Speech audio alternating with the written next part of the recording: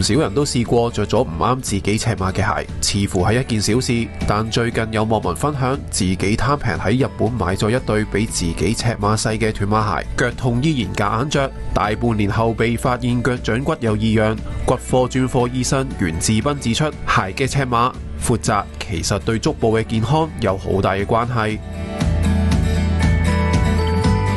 其實咧，我哋平常咧就要考慮個腳嘅一個生理嗰個受力嘅結構啦，即係我哋腳型就咁樣行路啦。咁咧就佢係平均呢個受力咧喺個腳踭啦、腳趾公同第五隻腳趾好似一個三角形咁樣，就受力就最平均嘅。咁但係當我哋個夾到去個腳型有啲變化咧，咁呢個最平衡嘅狀態就會受影響啦。